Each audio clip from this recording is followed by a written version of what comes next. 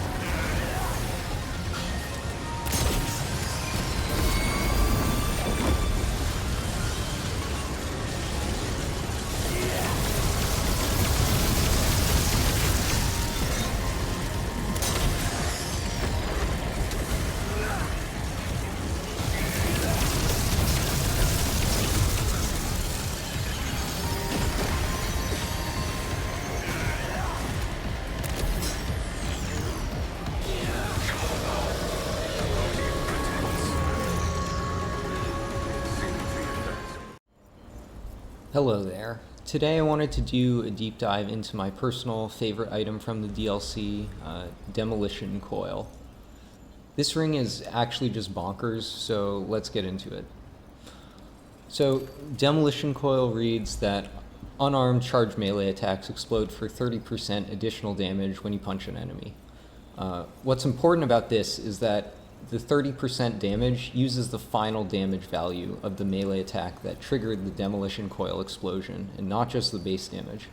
So this means that it's just a straight up 30% multiplicative damage increase for unarmed charged melees at the bare minimum, but we can take it a lot further than that. Here's the basic damage equation for Demolition Coil, and there are a few things to point out here. Since Demolition Coil is scaling with the final damage of your melee attack, that entire damage equation is part of Demolition Coil's calculation, and that has a couple of implications. So first is that the motion value of your melee attack is considered for Demolition Coil. And for unarmed melee, the main way you're going to take advantage of this is by using the neutral evade charge attack, which has a ridiculous 410% MV. The Knuckle Dusters are the main weapon you'd use this interaction with. We'll get to the Dark Matter Gauntlets later. But anyway, with no damage increases at all, the damage of the Knuckle Dusters is 129 at max level, and the charge melee MV is 250%. So a charge melee attack is going to do 129 times 2.5 equals 322.5 damage, which rounds up to 323 in-game. And the Demolition Coil proc is going to be 30% of that, or 96.75 damage, which rounds up to 97. I can just show that real quick.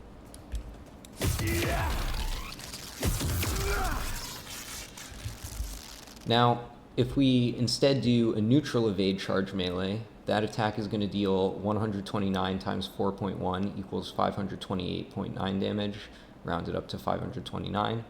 And the Demolition Coil proc is going to deal 158.67 damage, rounded up to 159. So basically this just means that Demolition Coil really rewards you for weaving in those neutral evades and neutral evade charge melee attacks when you're using the Knuckle Dusters. Now back to the damage equation. The second important thing to note from this is that the Demolition Coil explosion itself is still affected by all and explosive damage increases. This means that it double dips all damage increases, applying them once when you're calculating your final melee damage, and then a second time when the explosion itself actually hits. The third and most ridiculous thing to note is how Demolition Coil scales with crit stats. Since the explosion's damage is based on the final damage of your melee attack, critical hits further increase this damage. But the Demolition Coil proc itself can also crit, meaning you can potentially apply your crit damage multiplier squared. So there are four distinct scenarios here. So the first one is that neither the melee attack nor the Demolition Coil proc crit. So then you're just using the same basic damage equation. The second case is that only the Demolition Coil proc crits. So now your generic crit damage multiplier is applying to the Demolition Coil explosion. The third case is that only the melee attack crits, so now your melee crit multiplier is going to apply to Demolition Coil. And then the fourth and best scenario is that both the melee attack and the Demolition Coil proc crit. So you're now applying both crit multipliers to Demolition Coil at the same time. With all these multipliers, Demolition Coil gets truly ridiculous, even being able to deal more damage than the initial melee attack if you land the double crit. And on that note, let's take a look at the Dark Matter Gauntlets. These things used to be quite bad with Demolition Coil since the laser beam didn't count as a charged attack, and buffing them up prevents you from using the powerful unarmed neutral evade attack. But leaving them unbuffed leaves you unable to use normal charge melees. However, now that the gigantic laser beam counts as a charged melee, every tick of that is going to proc Demolition Coil, and this pairing gets a little bit ridiculous. Now, for the build, I actually want to start with the Prism and the Legendary first. On the Prism, just make sure you've got melee crit chance and crit damage, and then you can basically take whatever you want, go for survivability. This build actually doesn't really need a specific legendary, but Immovable gives you way more options and just generally makes things way more comfortable to play because you can kind of just run around and do whatever you want without getting staggered. Whether or not you have Immovable is going to be the main deciding factor for your archetype and skill selection, so I just wanted to make sure to cover that at the start. Wrecking Ball, Jack of all trades, and Critical Situation are also good, although Critical Situation's requirement of light roll doesn't really mesh well with the gauntlets, which basically require you to trade hits. So, speaking of the archetypes, you've got a couple choices here. The main three you're going to be looking at is Alchemist, Warden, and Challenger. If you don't have Immovable, you're always going to take Alchemist and Challenger with Stone Mist and Juggernaut. Use your skills one after the other for stagger resist and then just blast away. You can still run this combo with Immovable, relying on stuff like Sweet Leaf or other sources of Bulwark to stay stagger resistant when Juggernaut and Stone Mist is down. But personally, if you're going to go with Immovable, I just tend to go with Warden to have it permanently active because the drone gives you permanent bulwark. Warden can pair with either Alchemist or Challenger here. Challenger is going to give you more damage thanks to Juggernaut, while Alchemist is going to give you the most bulk with 4 concoctions. Personally, I like Alchemist a bit more here, especially in Boss Rush if you're playing co-ops, where its team perk can let you share valuable buffs like Ghoul Serum and Light Extract. But take your pick between Alchemist and Challenger. Your skill choice doesn't really matter. You can take whatever drone you want, and for your Alchemist file, you're picking between Stone Mist for extra DR or Elixir of Life for healing and the ability to revive if necessary, and then obviously on Challenger you're taking Juggernaut. For the Amulet, Butcher's Fetish is a gigantic damage increase, providing those sweet double dipping universal crit stats. For the rings, we've obviously got Demolition Coil, then we're stacking even more universal crit with Braided Thorns and Probability Cord. The final ring slot is going to go to Drakestone Pearl, which is going to let you spam lasers back to back without running out of stamina. And if you need more defense, swap in Rerouting Cable to convert the stamina spent while charging the laser into shields.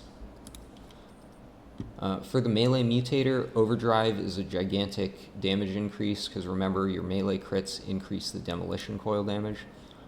You can take Shielded Strike if you're having trouble staying alive, but not using Overdrive really tanks your damage. For your guns, they don't really matter much since we're laser beaming things. Take Monolith or Nebula to apply a debuff and help out with mobbing. Your other slot is currently always going to go to Bore. Bore allows the laser beam to double hit, which makes it super easy to land weak spot hits.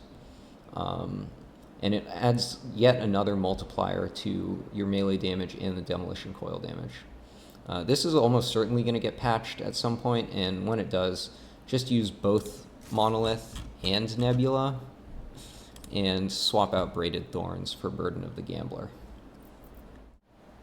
For your concoctions, you'll always use Mudtooth's Tonic, and if you're on Alchemist, Meat Shake and Dark Cider will usually be your second and third concoction, with the last slot being flexible. Finally, for the traits, we're taking Fortify, Vigor, Barkskin to get tanky enough to trade hits. Profane Heart and Siphoner give you Lifesteal to heal back up after you get hit, because you are going to be getting hit while charging up the laser. Amplitude increases the AoE on the beam, which makes hitting boar and just enemies in general a lot easier. And then I also take Swiftness because I just can't live without it, but at this point the traits kind of go wherever you want.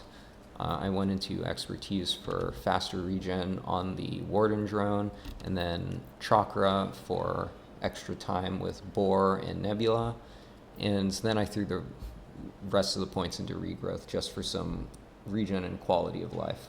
But really all of these points are far from essential and should go wherever you want.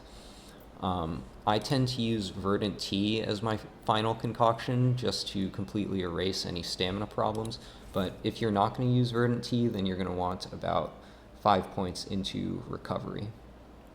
So hopefully this video is useful and highlights why Demolition Coil is such a strong ring.